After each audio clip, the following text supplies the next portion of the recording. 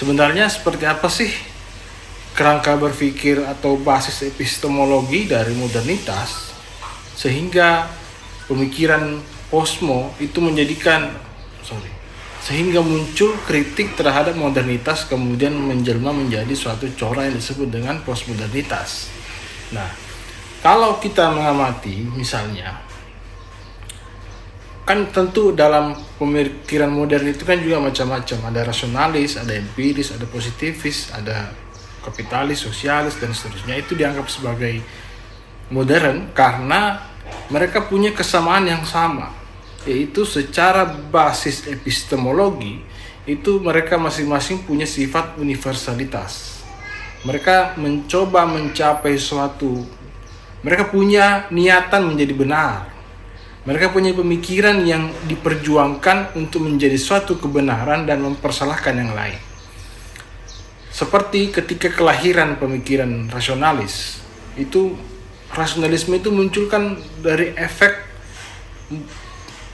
dominasi pemikiran teosentris di masa itu, di zaman gereja. Ketika gereja membuat suatu konsep kebenaran berbasis kitab suci, kemudian itu menjadi standar untuk mengontrol perilaku manusia. Misalnya, para pemuka agama membuat satu standar tentang bikin video kan? Misal, pemuka agama membuat satu konsep tentang manusia yang paling sempurna atau manusia dalam bahasa agama sebagai kaum beriman. Itu mereka punya standar. Standar itulah yang diterapkan kepada masyarakat, bahwa kalau mau menjadi manusia paripurna, mau menjadi manusia beriman, maka ikuti apa yang saya katakan menurut kitab suci. Dan kalau kamu tidak mengikuti apa yang saya katakan, maka engkau berada pada kelompok lain daripada saya. Itu kelompok yang dikelompokkan menjadi masyarakat murtad atau kaum kafir. Nah, ketika rasionalisme muncul, itu membabat pemikiran ini karena menganggap bahwa rasio itu dimatikan oleh kitab suci atau suatu teks, sehingga membuat rasio itu menjadi tidak menemukan manusia menjadi dogmatis, tidak mengenali dirinya siapa. Maka Descartes, pemikiran yang paling populer dari dia itu adalah cogito ergo sum, aku berpikir maka aku ada. Karena dari teori itu sebenarnya Descartes menemukan siapa subjek sebenarnya ketika dia menyaksikan segala sesuatu sebagai metode mencapai kebenaran, mencapai substansi, mencapai pengetahuan yang sempurna. Kalau dia menggunakan teks itu diragukan, karena dengan pengalaman di kelompok pemuka agama misalnya, atau bagaimana ketika manusia mengandalkan indranya sebagai sumber pengetahuan juga keliru, karena indra bisa menipu.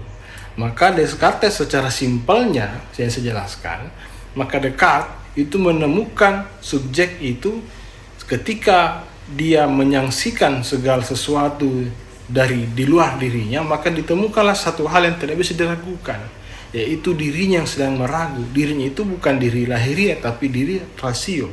Maka Descartes itulah disebut sebagai filsuf rasionalisme atau rasionalitas.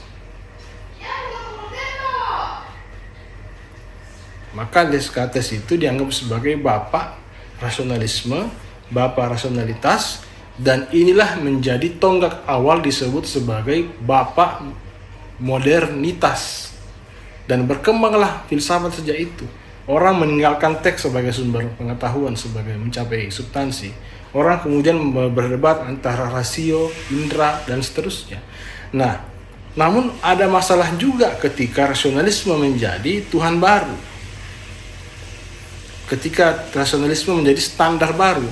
Kalau kita melihat misalnya bagaimana pemuka agama menjadikan kitab suci sebagai standar kebenaran, maka kelompok rasionalisme menggunakan rasionalitasnya sebagai standar standar pengetahuan untuk menjadi manusia paripurna, maka masuklah dalam kerangka cara berpikir rasionalisme. Apa itu rasionalisme?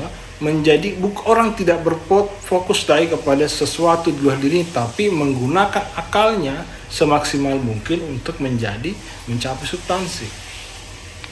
Namun kendalanya adalah ketika semua orang ditarik menjadi rasionalitas, tentu ada orang yang tidak mau mengikuti dengan standarisasi rasionalitas yang dibuat oleh kelompok rasionalisme. Itu maka secara otomatis mereka menganggap bahwa orang-orang yang tidak mengikuti apa yang diagungkan oleh, apa yang dikerangkakan oleh kelompok-kelompok rasionalis itu dikategorikan sebagai orang-orang irasional. Maka sejak itulah kemudian mulai banyak muncul rumah sakit jiwa.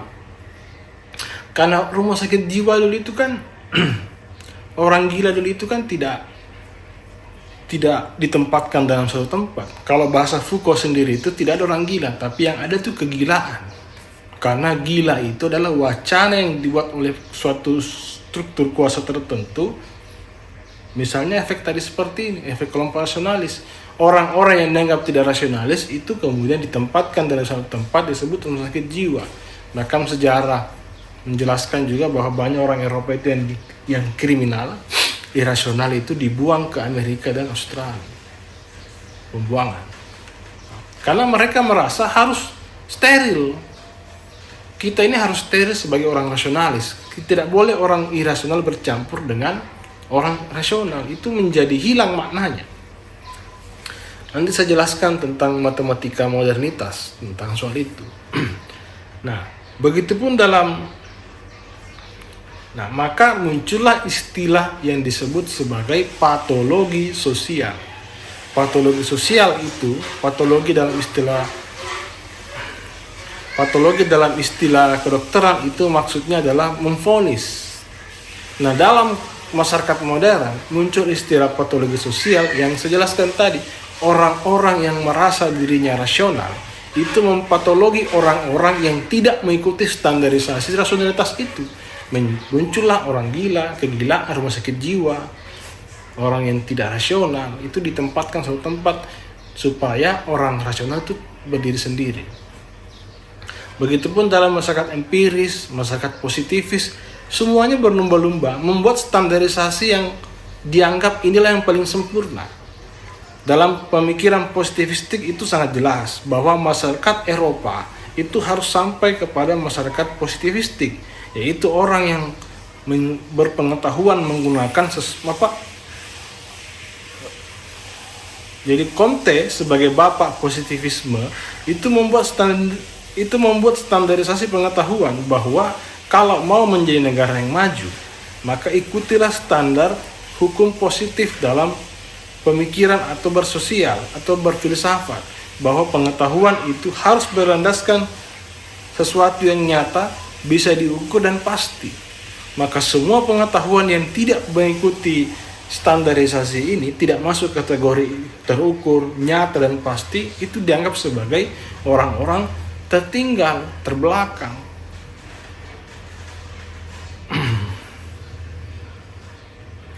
Maka sebenarnya kalau kita mau gali lebih dalam itu, spirit kolonialisasi itu bukan hanya rempah-rempah, tapi juga bagian dari efek pemikiran seperti ini, efek modern di Eropa yang mendorong mereka menyebarluaskan pemikiran-pemikiran mereka seperti positivistik.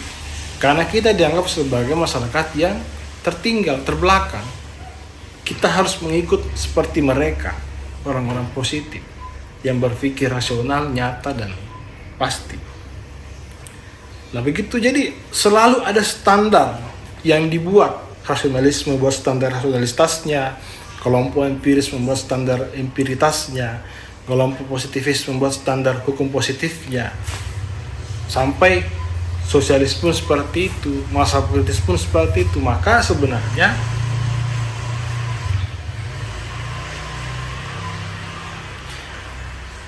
sebenarnya kedatangan postmodernisme itu bukan mengkritik teori-teori kulit-kulit luarnya, tetapi membabat kerangka basis epistemologi dari pemikiran kesemua ini maka mereka digolongkan sebagai pemikiran modern. Karena menurut orang-orang posmo ada persoalan yang ditinggalkan dari cara berpikir seperti ini. Itu patologi sosial. Selalu biner. Jadi ciri-ciri dasar pemikiran modernitas itu adalah punya pemikiran yang biner. Biner itu artinya benar, salah. Pemikiran yang dua ruas. Benar, salah, hitam, putih, ya, tidak, panjang, pendek.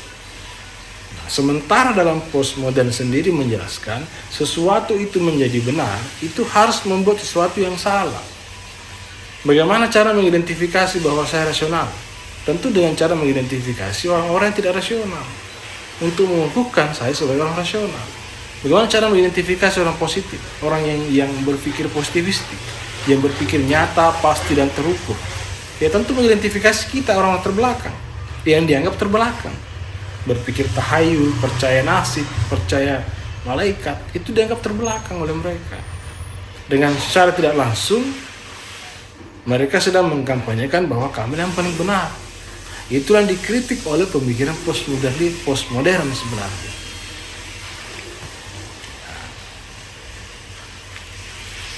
Maka kalau mau dibaca secara mendalam itu yang pertama kali berpikir seperti ini adalah Friedrich Nietzsche dari Jerman. Dia pemikir yang dianggap gila di zamannya karena melampaui pemikirannya, melampaui zamannya. Nietzsche itu punya teori will to power, bahwa manusia itu punya kehendak untuk berkuasa.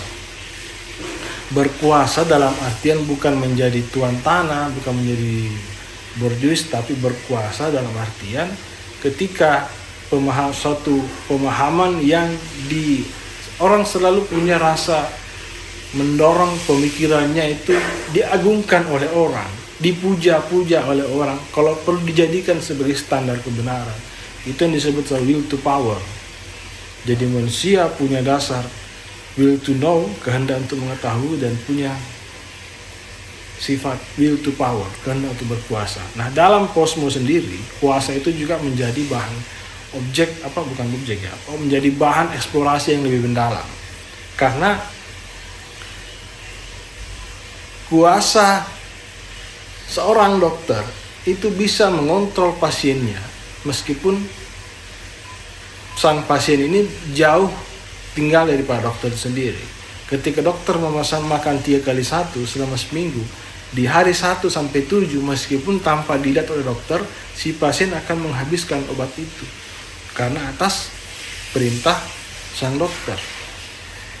Nah, ini contoh bagaimana praktik kuasa itu terjadi. Seorang dokter bisa menguasai pasiennya, tetapi menurut orang-orang Foucault misalnya menyebutkan dalam teori relasi kuasa, kuasa itu tidak dimiliki, tetapi dia itu berbentuk jejaring. Seorang dokter bisa menguasai pasiennya, tapi dokter sendiri pun terjebak dalam kuasa sistemik yang dibangun jauh sebelum dia, entah itu Kementerian Kesehatan atau budaya kedokteran. Dan ini jejaring kuasa ini berputar terus-menerus seperti jaring laba-laba. Maka kuasa yang dibayangkan dalam posmo itu tidak seperti kuasa yang dibayangkan seperti pemikiran Karl Marx, bahwa kuasa itu adalah kaum borjuis terhadap kaum proletar. Tetapi kuasa itu bersifat halus dan tidak dimiliki oleh siapapun karena dia itu berbentuk jejaring. Nah, kembali ke yang tadi inilah yang didekonstruksi dalam bahasa Derrida. Mendekonstruksi atau melululantahkan basis epistemologi modernitas yang binar-binar tadi ini. Semuanya binar, Pak. Gereja pasti membuat pemikiran, membuat standar yang berujung pada 2. Kau beriman atau menjadi kafir. Kalau kelompok rasionalis, kau menjadi 2 hal. Ketika dia menjadi standar yang dimapan, kalau kau tidak rasional, ya kau irasional. Irasional itu orang gila. Karena percaya sama hal-hal yang gaib, misalnya orang gila itu menurut mereka. Masuk pada kelompok positivis misalnya. Kalau Anda berpengetahuan hari ini tidak mengikuti sebagai standar pengetahuan positivistik, maka semua pengetahuan yang diproduksi dianggap sebagai tidak ilmiah. Karena perasan dari pemikiran Auguste Comte tentang positivisme itu banyak dipakai. Perasan pemikiran hukum positif dari Auguste Comte itu banyak digunakan di sistem pendidikan kita. Nanti saya jelaskan lebih mendalam soal itu.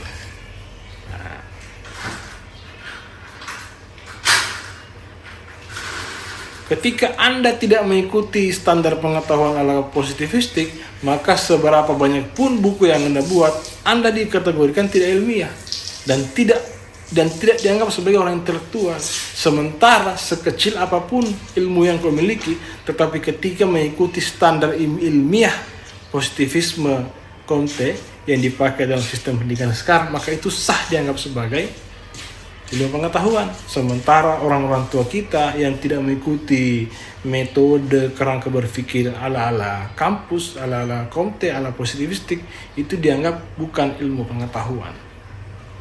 Itu yang paling parah sebenarnya dari pemikiran modernitas.